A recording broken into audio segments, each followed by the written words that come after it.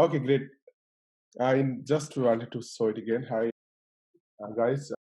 Just for your information, this is the management port and this is the normal Ethernet ports. So I'm going to access this server through the management port here, and I'm going to have two networks. One is for the management network, another is for the server network, and this is the monitor port, and these are the USB ports where you can connect your uh, keyboard and mouse.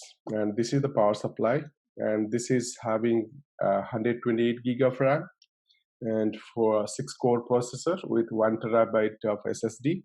So I'm going to use this 1 terabyte SSD as my storage, and I'm going to install ESX on this VMware ESX Server, ESXi, and 6.7, and we'll go from there. And I'm going to access the console using the management port.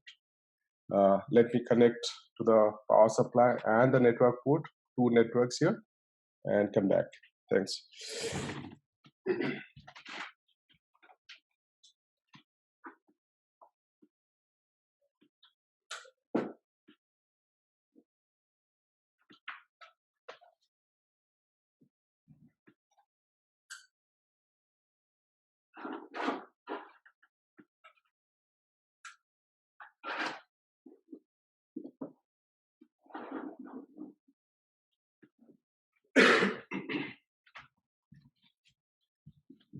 Okay, I just connected the server to the power supply and to two networks to my router, and let me access that.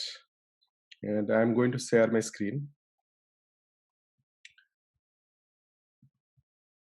Okay, can you see my screen?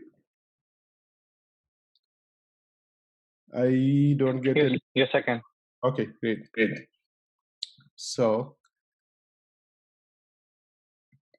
first, if I don't know, I'm sure you all are have basics about servers and networking, but to know what is the IP port, because I am not connected to the monitor, right? So I don't know what is I cannot see what is the IP.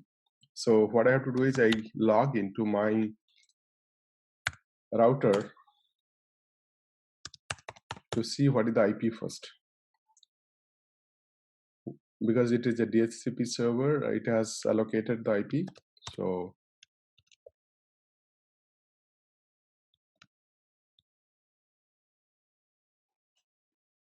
okay, this is I connected to my router and attached devices. So here I'll see which are the network connectors, wired devices. So if you see these are the two devices are connected through wiring. All others are wireless. So there are two networks. So you can see 23 and 29. Two networks are connected routers. So actually 29 is, you can try both.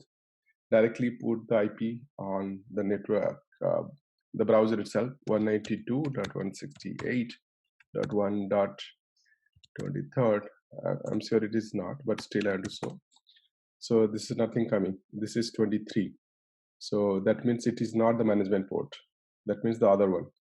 So 29 is the management port for sure. So here,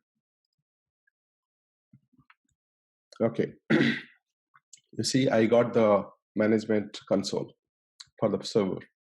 So it's Supermicro, and this is a default password for Supermicro is admin and admin. Admin and admin, all are capital, including the password. Ansh, how did you know that? Did you Google that or I googled it, and it's a normal, like, yeah. So admin and admin, all the Supermicro servers. Okay. So I logged in, and here it is. This is the Supermicro console. Through here, I can actually remotely switch on, switch off the server, and I can boot it. Everything I can do it from here. Okay. So, and you can see this is a virtual media also.